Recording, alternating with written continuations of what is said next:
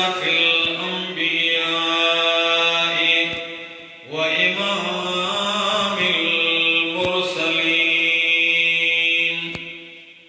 وعلى آله وأصحابه وأهل بيته أجمعين. أما بعد فأعوذ بالله من الشيطان الرجيم. بسم الله الرحمن الرحيم.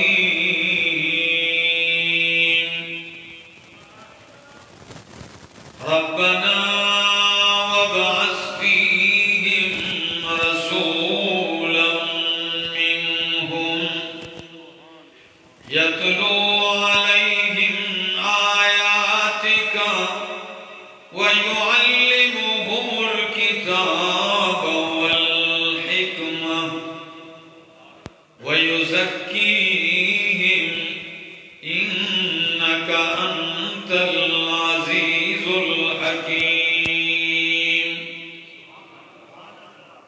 وقال تعالى: يا أيها الرسول بلغ ما أنزل إليك من ربك وإن لم تفعل فما بلغت رسالته والله يعصمك من الناس. وقال النبي صلى الله تعالى عليه وسلم: إنما بعثت معلما. وقال عليه الصلاة والسلام: إنما بعثت لأتمم مكارم الأخلاق. ذی قدر وذی وقار علماء کرام اور دولتالہ سکھو، اس گاؤں سکھو اور گرد و نواح سے آئے ہوئے میرے معزز مکرم دوستو، السلام علیکم۔ پہلی دفعہ آپ کے اس گاؤں میں اور اس مسجد میں آنے کا موقع نصیب ہوا۔ یہاں سے ہمارے کچھ دوست جمعہ پڑھنے کے لیے میرے پاس ہری پور آئے، وہاں نماز جمعہ بھی انہوں نے میرے پیچھے پڑھا اور اس کے بعد انہوں نے یہاں کے لیے مجھ سے تاریخ مانگی۔ الحمدللہ آج اللہ نے موقع نصیب کیا کہ آپ کی اس عظیم اور عالی شان اور خوبصورت مسجد میں خوبصورت لوگوں سے ملاقات کا شرف حاصل ہو رہا ہے۔ دعا گو ہوں کہ اللہ رب العزت مجھے 100% حق اور سچ کہہ سکنے، سمجھا سکنے کی توفیق نصیب فرمائے، اور بعد اس کے اللہ مجھے اور آپ سب کو اس پر عمل کی بھی توفیق نصیب فرمائے۔ آپ کا زیادہ وقت تو نہیں لوں گا لیکن توجہ زیادہ لوں گا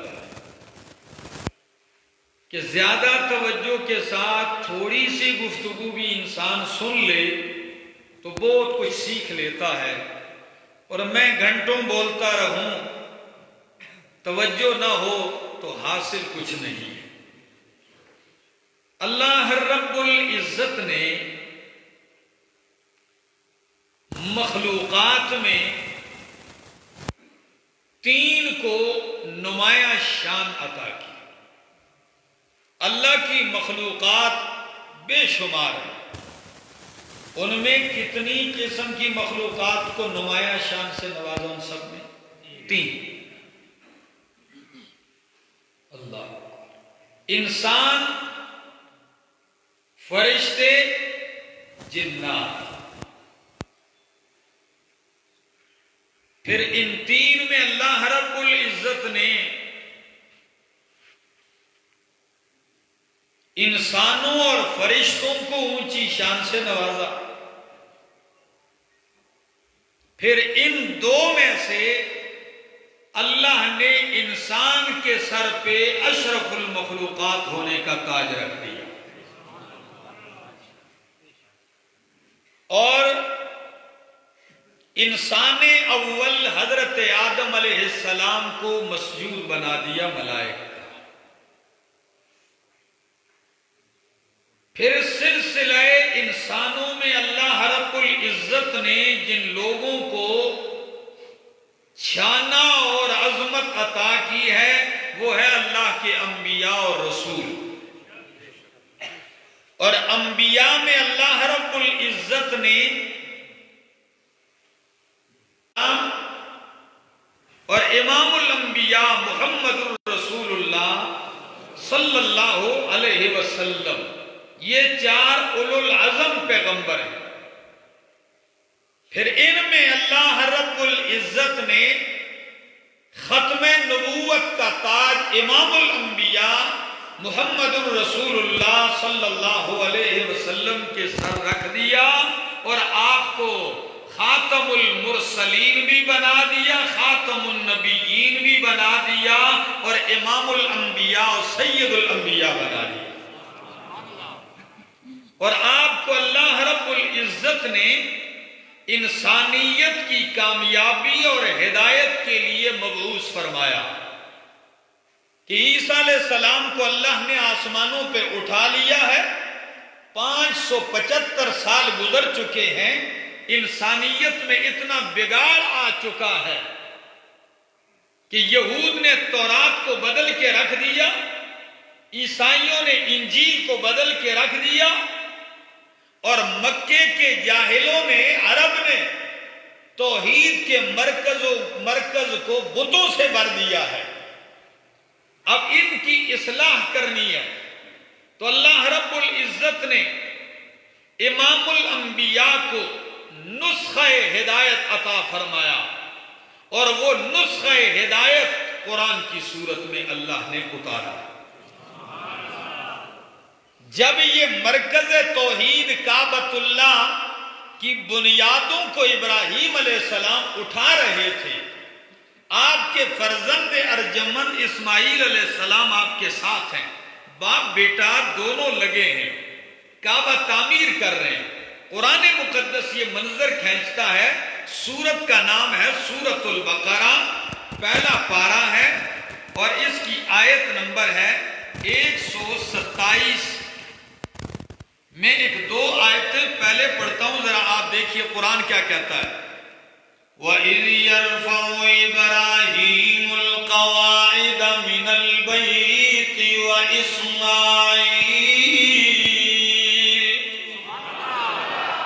وَإِذْ يَرْفَعُ إِبْرَاهِيمُ الْقَوَاعِدَ، اور جب ابراہیم علیہ السلام اٹھا رہے تھے، بلند کر رہے تھے بنیادوں کو بیت اللہ کے، وَإِسْمَاعِیل، اور حضرت اسماعیل علیہ السلام بھی جب دونوں نے باپ بیٹے نے کعبہ مکمل کر لیا، تعمیر مکمل ہو گئی، عالی شان توحید کا مرکز بن گیا، تو باپ بیٹا دونوں کیا کہتے ہیں؟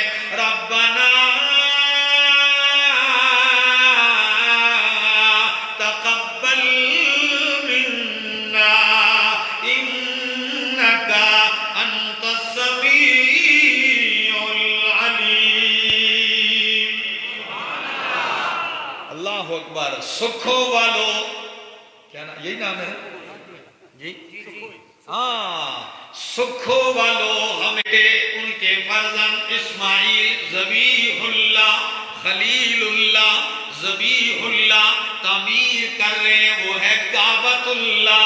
جب تعمیر کر دیا تو اب التجا کرتے ہیں، ربا کام تو بہت بڑا ہے، کام تو بہت عظیم ہے کہ کعبۃ اللہ تعمیر کیا ہے، لیکن اللہ یہ فائدہ بہت بڑا کر جائے، ریاکاری آ جائے، رب منظور نہ کرے.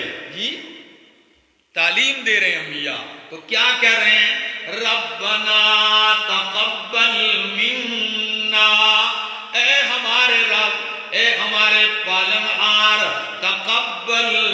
کہہ سکتے تھے، لیکن نہیں کہا۔ اگر سکھوں والوں کو سمجھ میں آ گئی بات تو دل میں سکھ اور چین پاؤ گے۔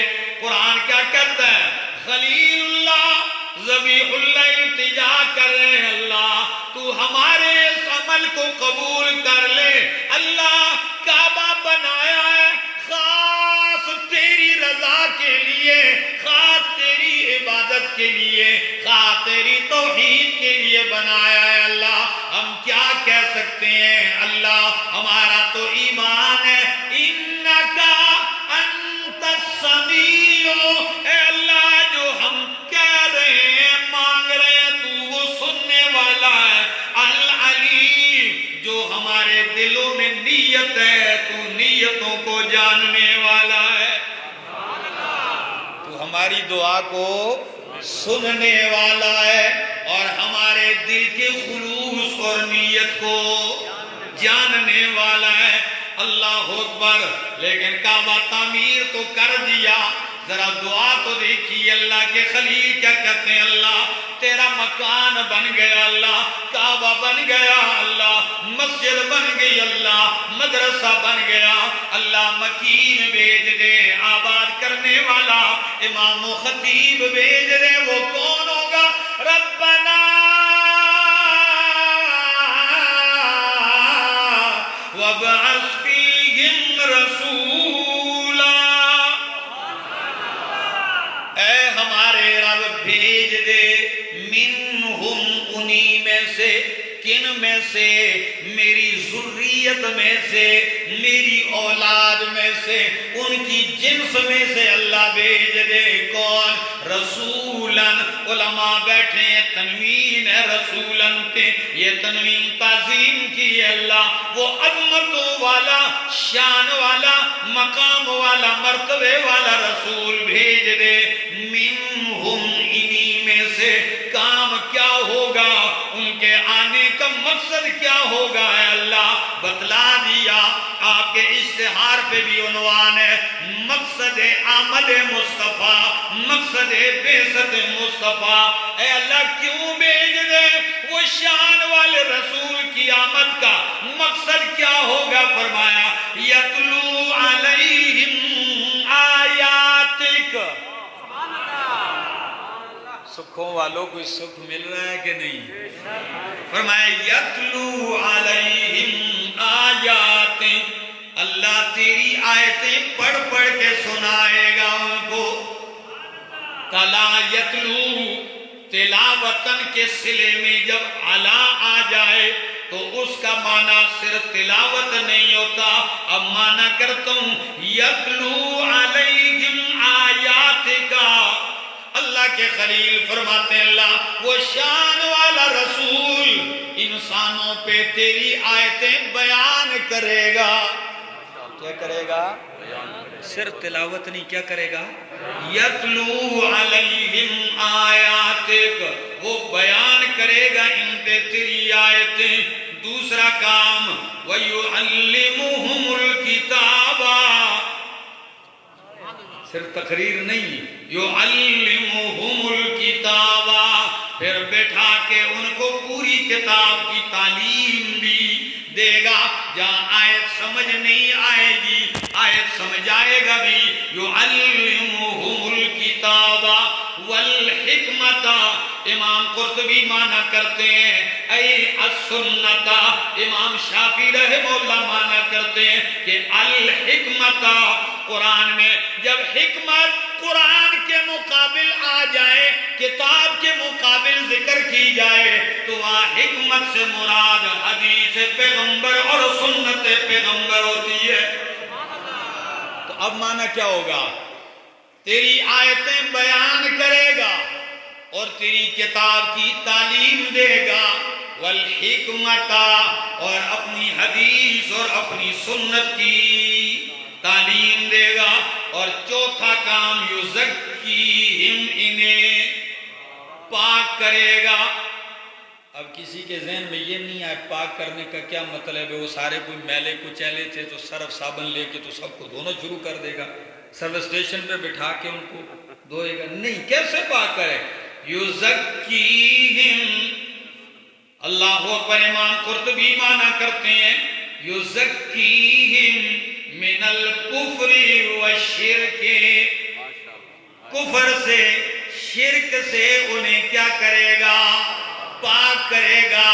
اور مفسرین فرماتے ہیں کہ اعلیٰ درجہ پہلے نمبر پہ کفر شرک سے پاک کرے گا، اور یہ ترقی کرتے کرتے یہ پاکی اتنی بڑھے گی کہ غلط اخلاق، غلط یقین اور غلط اور بری باتوں سب سے پاک کرے گا، اور ایسے معاشرے کو سنوار دے گا، ایسا معلم بن کے آئے گا جتنا معاشرہ بگڑا ہے اتنا ہی سنوار دے گا قرآن کے ذریعے، اور ایسا سنوارے گا سکھوں والوں کہ سنوارنے کے بعد جب وہ معاشرہ مالک کائنات کے سامنے پیش کرے گا کہ اللہ میں نے تیری کتاب تو بتا اب یہ کیسے بن گئے ہیں، تو اللہ فرمائے گا اولئک علی ھدی من ربہم المفلحون. نعرہ تکبیر، نعرہ تکبیر، شان رسالت، عظمت صحابہ، نعرہ تکبیر. ایسا پاک کیا کہ اللہ فرماتے ہیں یہی لوگ علی ھدی من ربہم، یوں بھی تو کہا جا سکتا تھا مہتدون، جی کہا بھی ہے کئی مقامات پہ، لیکن ادھر وہ ترتیب بدل دی. کیا کہہ دیا؟ علی ھدی من ربہم. معنی کرنے لگا سکھوں والوں اگر سکھ پڑ گیا دل میں تو رب کا نام لے لینا. سمجھ آ گئی؟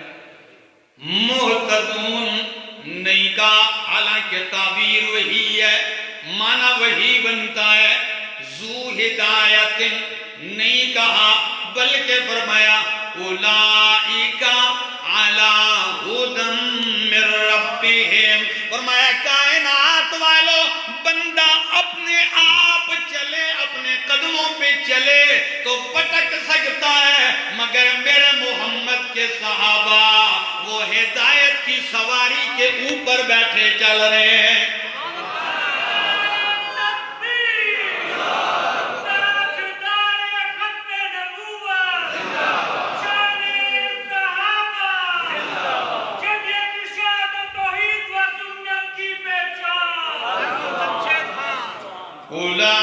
اولئک علی ھدی من ربہم واولئک ھم المفلحون. یا اللہ ان کا ایمان بھی تو میں نے قرآن سے بنایا ہے. میں تقریر کرنے گیا خوشاب میں، سکھوں والوں ایک مسجد میں بیان کیا.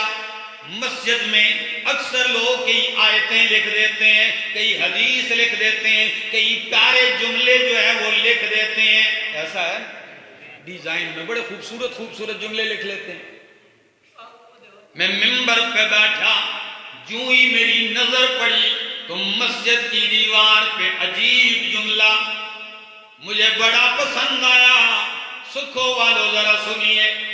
جلی حروف سے لکھا تھا کہ جنت ملے گی ایمان سے، اس لیے کہ یہ ایمان کے بغیر جنت مل سکتی.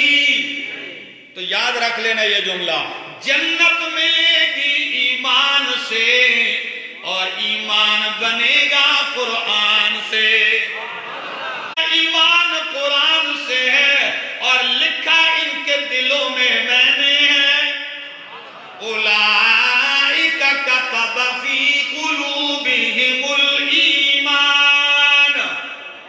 اللہ فرماتے ہیں اللہ نے ان کے دلوں میں ایمان لکھ دیا ہے. تو بات کر رہا تھا کہ اللہ کے پاک پیغمبر معلم بن کے آئے قرآن کے، آپ نے قرآن بیان کیا. یتلو علیکم آیاتنا ویزکیکم ویعلمکم الکتاب والحکمہ. بالکل وہی انداز، وہی چار باتیں ذکر ہیں. کون سی؟ جو ابھی میں نے سورہ بقرہ 128 نمبر آیت پڑھی، وہی آیتیں یہ 151 نمبر آیت میں بھی، لیکن ادھر ترتیب بدل دی ہے، باتیں وہی 4 ہیں، ترتیب کیا کر دی؟ ادھر فرمایا پہلے نمبر پہ بیان کرے گا آیتیں، تلاوت آیات، تعلیم کتاب، تعلیم سنت، اور چوتھے نمبر پہ پاک کرے گا۔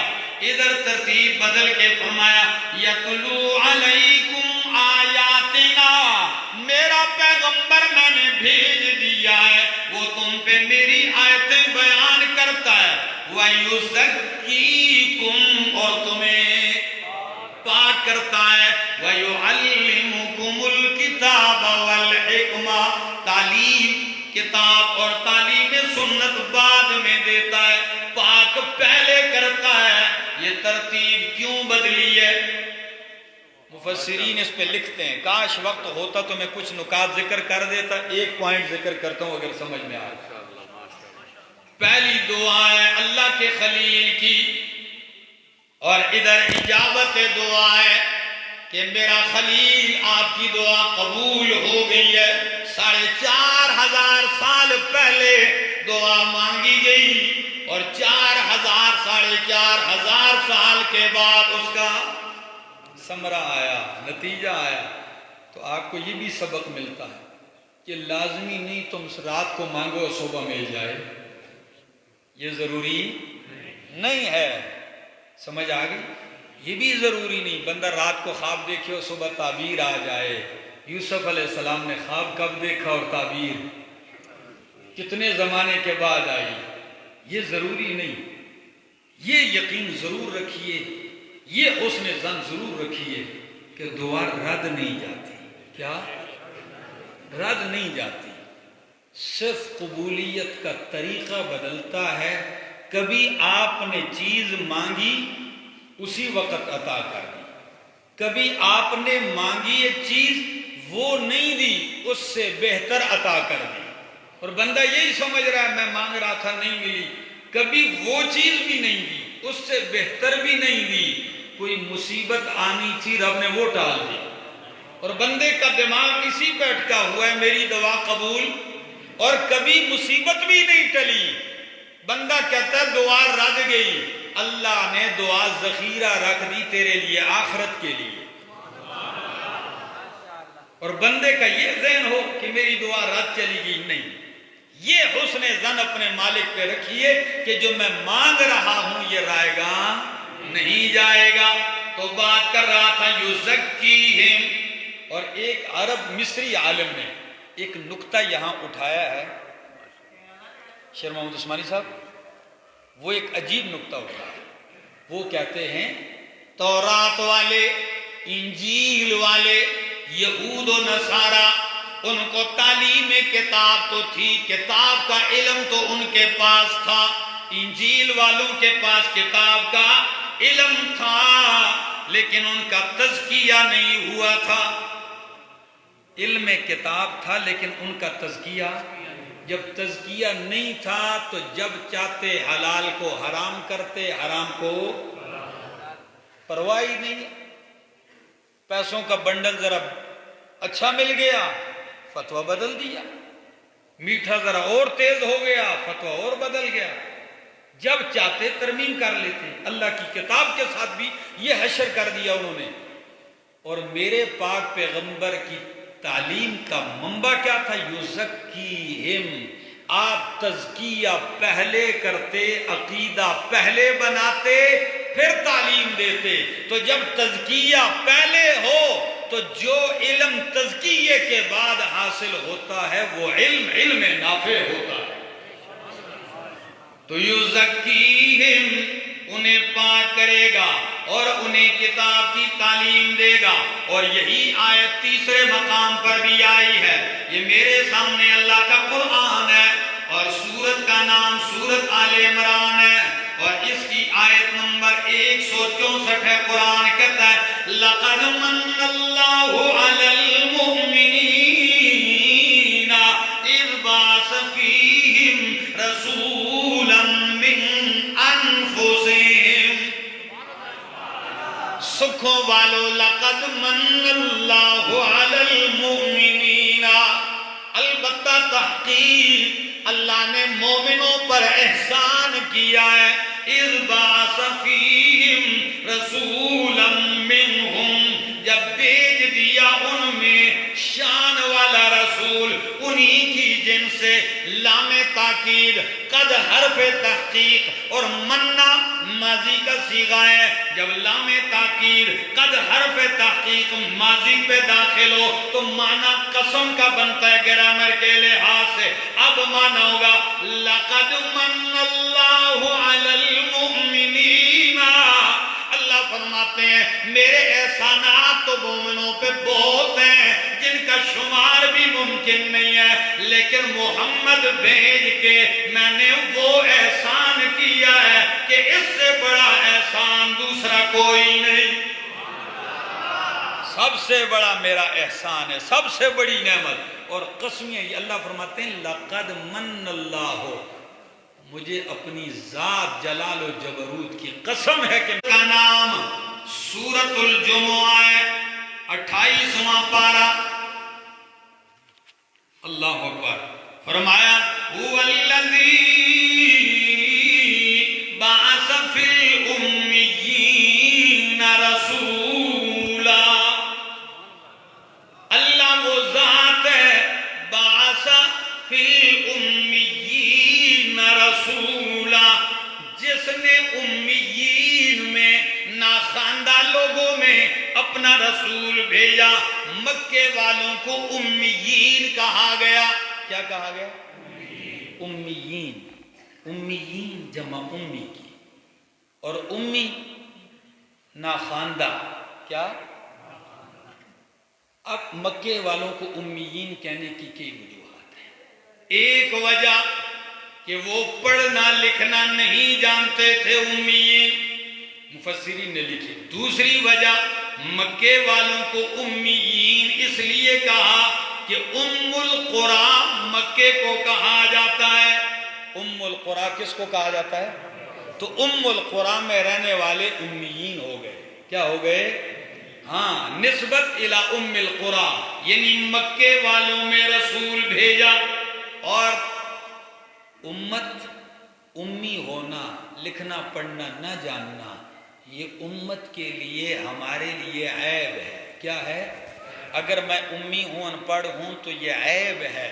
یہی لفظ قرآن نے پیغمبر کے لیے استعمال کیا ہے، لیکن وہاں معنی بدل دیا، وہاں یہ معنی نہیں، وہاں معنی یہ کہ تم نے لوگوں سے نہیں پڑھا، تم امی ہو گئے۔ میرا پیغمبر امی ہے لیکن اس نے مخلوق سے نہیں پڑھا، رب سے پڑھا ہے۔ کس نے پڑھایا انہیں؟ رب نے پڑھایا۔ قرآن کہتا ہے وَعَلَّمَكَ مَا لَمْ تَكُنْ تَعْلَمْ وَكَانَ فَضْلُ اللَّهِ عَلَيْكَ عَظِيمًا۔ اللہ نے آپ کو پڑھایا، فرمایا سَنُقْرِئُكَ فَلَا تَنْسَى، میرا پیغمبر ان قریب ہم آپ کو پڑھائیں گے، ایسا پڑھائیں گے کہ فَلَا تَنْسَى، پھر تو بھولے گا نہیں۔ اللہ اکبر۔ تو اللہ نے پیغمبر امیین میں بھیجا تاکہ انہیں تعلیم کتاب دے، ان کی تزکیہ کرے اور انہیں سنت کی تعلیم دے۔ پیغمبر کی آمد کا مقصد لوگوں کو قرآن سکھانا ہے، قرآن کی تعلیم دینا ہے۔ اور قرآن کے آنے کا مقصد کیا ہے؟ بات تو اب بنے گی۔ پیغمبر آیا کہ لوگوں کو کس کی تعلیم دے؟ خیر بچہ ہے، ٹھیک ہے، تھوڑی میری طرف توجہ کریں، آپ کی توجہ ادھر ادھر ہو گئی ہے۔ توجہ ہے؟ سننے کا ذوق ہے تو سناؤ، نہیں تو دعا کر لیتے ہیں۔ سنیے ذرا، کیا بات کر رہا تھا؟ یہی تو میں کہہ رہا تھا کہ گھر جاؤ تو کچھ نہ کچھ آپ کے پاس ہو۔ تو فرمایا نبی آیا تاکہ تمہیں پاک کرے، نبی آیا اس مقصد کے لیے، امام الانبیاء صلی اللہ علیہ وسلم آئے کہ تمہیں تعلیم کتاب، تعلیم سنت دے اور تمہیں پاک کرے۔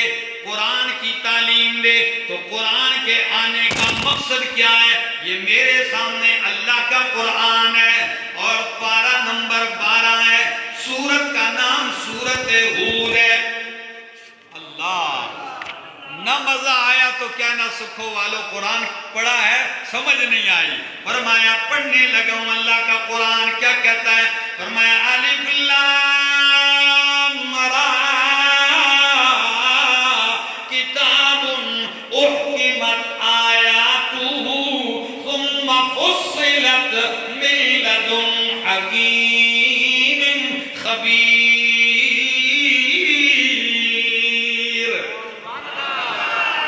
میرے دائیں بائیں علماء بیٹھے، انشاءاللہ میں ایک دو نقطوں پہ آپ کو پہنچ جاؤں گا. انشاءاللہ آپ کے 14 طبق روشن ہوں گے. یہ قرآن کس لیے آیا سنیے. فرمایا کتاب، یہ شان والی کتاب ہے. احکمت آیاتہ، اس کی آیتیں حکمتوں سے بھر دی گئی ہیں. احکمت آیاتہ، اس کی آیتیں محکم مضبوط کر دی گئی ہیں. ثم فصلت، پھر اس کی آیتوں کی تفصیل کی گئی ہے. پہلا معنی احکمت کا، سکھوں والو، اس کی آیتوں کو حکمتوں سے بھرا گیا ہے. کس سے بھرا گیا؟ اللہ.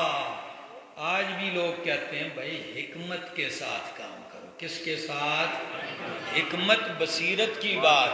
تو میرا دوست اللہ فرماتے ہیں احکمت آیاتہ، اگر حکمتوں کی باتیں کرنی ہے تو میرا قرآن میں نے حکمتوں سے بھر دیا ہے. سناتے جاؤ، سب حکمتوں سے پر باتیں ہیں. اور یہی نہیں، قرآن خود کہتا ہے یاسین والقرآن الحکیم. یاسین والقرآن الحکیم انکا لمن المرسلین. میرا پاک پیغمبر یہ حکمتوں سے بڑا قرآن گواہ ہے، حکمتوں سے بھرپور قرآن کی قسم ہے.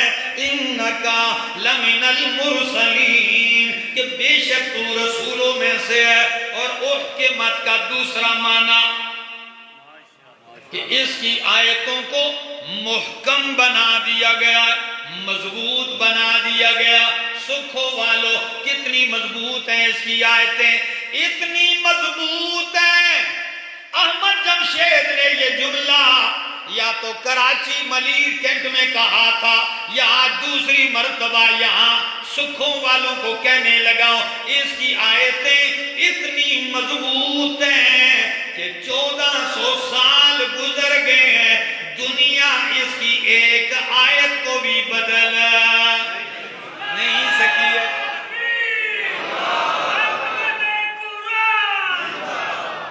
اور یہ جملہ جو میں کہنے لگا جو کراچی میں کہا ذرا سنیے. میں نے ایک بات کہی ہے کہ قرآن کا کمال اور دنیا کی پاور، ان دونوں کتنی مضبوط آیتیں. قرآن کی پاور اور لوگوں کی پاور میں فرق دیکھیے. 1400 سال گزر گئے ہیں، ہر دور کی سپر پاور نے قرآن سے ٹکر لی ہے. ہر دور کے طاقتوروں نے قرآن کو بدلنا چاہا، لیکن سکھوں والو آپ سے پوچھتا ہوں، وہ بدلنے والے مر گئے، کھپ گئے، قرآن بدلا ہے؟ یہ ان کی کمزوری. قرآن کا پاور کیا ہے؟ قرآن کہتا ہے تم مجھے بدلنا چاہ رہے تھے، تم نے تو میرا ایک حرف نہیں بدلا اور میں نے تمہارے کروڑوں انسان بدل کے رکھ دیے. تم مجھے بدلنا چاہ رہے تھے، میرا تو تم نے حرف بھی نہیں بدلا. اور میرے پاور کو دیکھو کہ میں نے جھونپڑیوں سے لے کر تاج و تخت پر بیٹھنے والے بادشاہوں کو بدل کے رکھ دیا. یہ کمال ہے اس کتاب. تو فرمایا احکمت آیاتہ، اس کی آیتیں محکم مضبوط کر دی گئی ہیں. اور پہلا معنی کیا کیا تھا؟ او بھائیو کچھ تو یاد رکھو. ہاں تمہارے ذہن کا بھی امتحان حکمتوں سے بھر دی گئی ہیں. ثم فصلت پھر اس کی آیتوں کی تفسیر کی گئی ہے. من لدن حکیم خبیر اس کی آیتوں کی تفسیر کس ذات کی طرف سے کی گئی ہے؟ حکیم خبیر حکیم اور خبیر ذات کی طرف. ابھی چند لمحے پہلے کہا کہ قرآن ویسے ہی کسی آیت کو کسی صفت پہ ختم پہلی بات کے ساتھ اس کا جوڑ ہوتا ہے. وہ جوڑ سمجھ میں آ گیا تو رب کا نام پیار سے لے لینا. فرمایا احکمت آیاتہ اس کی آیتیں حکمتوں سے بھر دی گئی ہیں. جس نے بھری ہیں وہ حکیم ہے اور اس کی آیتوں کی رب نے تفسیر کر دی ہے اس لیے کہ وہ خبیر ہے. حکمتوں سے بھر دی کیونکہ حکیم ہے اور تفصیل کر کے رکھ دی اس لیے کہ وہ خبیر ہے. یا اللہ یہاں تک تو بات سمجھ میں آ گئی. آیتیں حکمتوں سے پر ہیں آیتیں مضبوط ہیں اس کی تفصیل بھی کی گئی. یا اللہ سکھوں والا جاننا چاہتے ہیں وہ تفصیل کیا ہے جس جو اس کی گئی ہے. فرمایا وہ تفصیل یہ اللہ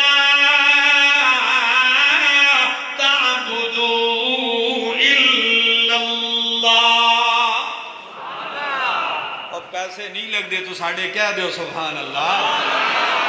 فرمایا اللہ تعبدوا الا اللہ.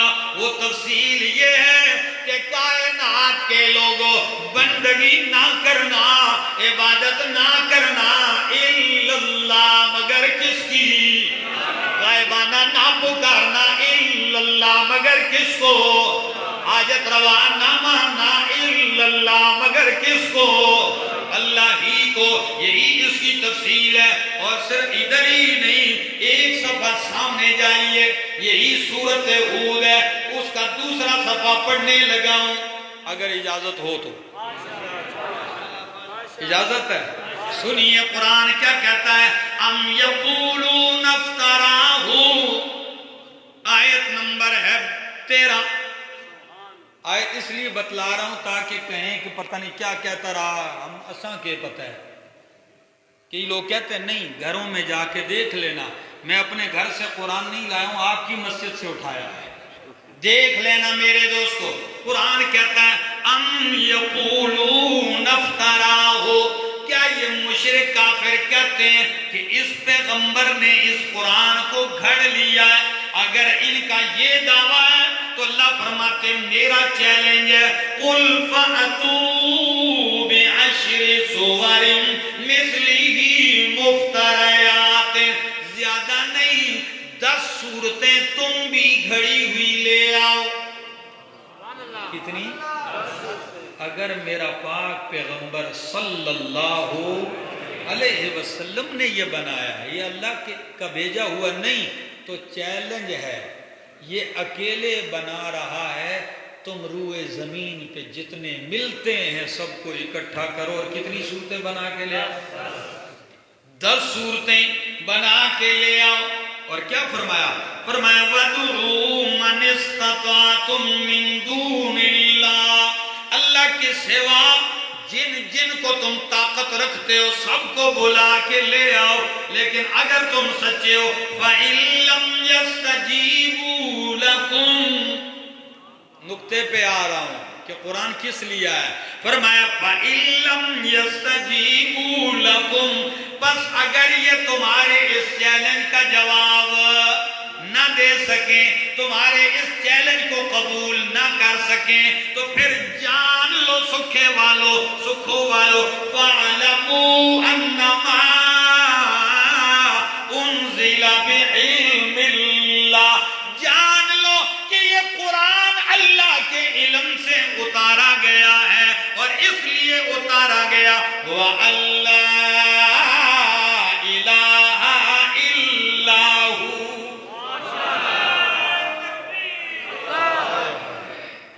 ساری زندگی قرآن پڑھیا ساری زندگی ختمہ بے پھیریا ساری زندگی جنازے تو بعد چکراں وے پھیریا پوری زندگی قرآن کے نام پہ کھایا قرآن کے نام پہ کمایا ایک دن بتایا نہیں کہ او لوگوں قرآن تو یہ عقیدہ بتلاتا ہے کہ بندگی کل کے حقدار کون ہے آپ پکارے جانے کے لائق کون ہے حاجتیں پوری کرنے والا کون ہے روزی مال اولاد جائیداد جاگیر عمر میں برکتیں دینے والا اللہ ہی ہے یہ آج تک یہ نہیں بتایا یہ بھی نہیں بتایا کہ لوگوں قرآن نے عقیدہ بتایا قُلْ لَا يَعْلَمُ مَنْ فِي السَّمَاوَاتِ وَالْأَرْضِ الْغَيْبَ إِلَّا اللَّهُ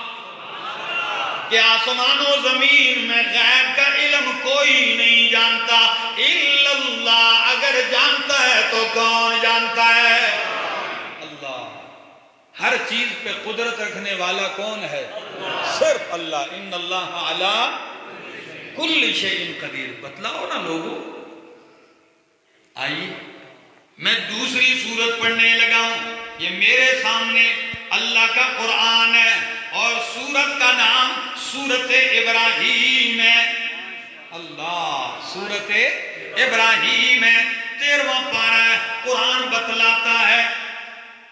قرآن بتلاتا ہے کہ قرآن کے آنے کا مقصد کیا ہے فرمایا الف لام را کتاب یہ شان والی کتاب ہے انزلناہ الیک کتنا عجیب لفظ ہے انزلناہ الیک ہم نے اتارا ہے اس کو تیری طرف میرے پیغمبر یا اللہ اتارا ہے آپ نے میرے پاک پیغمبر کی طرف کس مقصد کے لیے فرمایا لِتُخْرِجَ النَّاسَ مِنَ الظُّلُمَاتِ إِلَى النُّورِ اللہ لِتُخْرِجَ النَّاسَ مِنَ الظُّلُمَاتِ إِلَى النُّورِ تاکہ اس کے ذریعے تو لوگوں کو اندھیروں سے نکالے إِلَى النُّورِ کس کی طرف روشنی کی طرف نور کی طرف ظلمات کو جمع ذکر کیا کہیں شرک کا اندھیرا کفر کا اندھیرا جہالت کا اندھیرا ہر قسم کی گمراہیوں کا اندھیرا ان سارے اندھیروں سے اگر یہ انسانیت نکل سکتی ہے تو کس ذریعے قرآن کے ذریعے نکل سکتی ہے اب ایک دوسری بات کہنے لگا اسی قرآن میں اللہ نے قرآن کو رسی بھی کہا ہے کیا کہا ہے اب آپ رسی جانتے ہیں یہ آیت تقریباً ہم میں سے جتنی بھی الیکشن لڑنے والے ہوتے ہیں تقریباً ہر سیاسی کو یاد ہے میں نے جب تک دیکھا ہے تو جب بھی کوئی سیاسی سٹیج پہ آتا ہے تو کہتا ہے وَاعْتَصِمُوا بِحَبْلِ اللَّهِ جَمِيعًا ٹھیک ہے ایک یہ آیت اور دوسری آیت ہر سیاسی کی اشتہار کے اوپر پڑھو تو نصر من اللہ فتح قریب ٹھیک ہے نا اس نے بھی یہی آیت لکھی اور اس نے بھی جو آپس میں لڑ رہے ہیں وہ بھی نصر من اللہ ہے وہ فتح قریب اور یہ بھی نصر من اللہ ہے وہ فتح قریب اور جب خود تقریر کرنے آتا ہے تو کہتا ہے اللہ کی رسی کو تو پتہ ہے وہ اللہ کی رسی کس کو کہتے ہیں وہ اپنے آپ کو کہتا ہے کہ سارے مل کے مجھے تھام لو سمجھ آئے آپ قرآن کی آیت تو اس کو بھی نہیں آتی ہم کیا کریں ہمارا رونا ہی ہے ہم رو سکتے ہیں اور کیا کریں گے اللہ ہمیں علم و شعور عطا فرمائے اللہ ہمیں آگاہی عطا فرمائے میرے دوستو ہم بہت گر چکے ہیں دور جا چکے ہیں خیر یہ تو میرا موضوع نہیں صرف آپ کو بات کر رہا کہ وَاعْتَصِمُوا بِحَبْلِ اللَّهِ اللہ کی رسی کو تھام لو وَاعْتَصِمُوا مضبوطی سے تھام لو اور جمیعا سارے مل کے تھام لو اللہ کی رسی کو اب اللہ کی رسی کیا ہے امام الانبیاء صلی اللہ علیہ وسلم فرماتے ہیں ان هذا القرآن سبب طرفه بید اللہ وطرفه بأیدی قرآن اللہ کی رسی ہے، اس کا ایک سرا اللہ کے ہاتھ میں ہے اور دوسرا سرا لوگوں تمہارے ہاتھ میں ہے۔ پھر میں کیوں نہ کہوں کہ اس سے بڑھ کر بھی کوئی سعادت ہے جس رسی کا ایک سرا رب نے پکڑا ہو اور دوسرا سرا ہم سب نے پکڑا ہو، پھر کہاں گمراہی ہے؟ فرمایا مضبوطی سے اسے تھام لو۔ اب رسی کی ضرورت پڑتی ہے کوئی خاص موقع پر، ہر جگہ نہیں، سیدھے راستے میں نہیں، ایک خاص موقع پر۔ ایک تشبیہ ہے، میں سمجھانے کے لیے کہہ رہا ہوں، ٹھیک ہے نا؟ اگر میں سمجھا پایا تو مزہ آئے گا۔ ایک بندہ کھائی میں گر گیا، کھڈے میں گر گیا، کنویں میں گر گیا، اب تم نیچے بھی نہیں اتر سکتے اور وہ اوپر آ نہیں سکتا، تو پھر کیا کرتے ہیں؟ اوپر سے رسی پھینکتے ہیں نیچے اور آواز دے کے کہتے ہیں اگر اس کھائی سے، اس کھڈے سے، اس کنویں اور گڑھے سے نکلنا ہے، رسی کو تھام لے، رسی چھوٹنی نہیں چاہیے، اوپر سے وہ کھینچتے کھینچتے باہر نکال لیتے۔ اللہ فرماتے ہیں کائنات کے لوگوں، کفر کی کھائیوں اور کھڈوں اور گڑھوں میں سے اگر نکلنا چاہتے ہو تو میں نے عرش معلیٰ سے رسی اتار دی ہے، اسے پکڑ لو، میں کھینچ کھینچ کے جنت الفردوس میں پاس بلا لوں گا۔ وَاعْتَصِمُوا بِحَبْلِ اللَّهِ جَمِيعًا وَلَا تَفَرَّقُوا، ٹکڑوں میں نہ بٹو،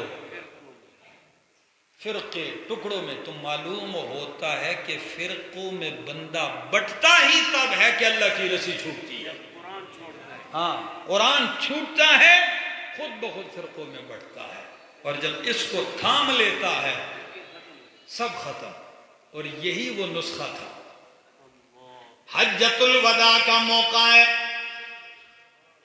1,44,000 یا 40,000 صحابہ کرام کا مجمع ہے۔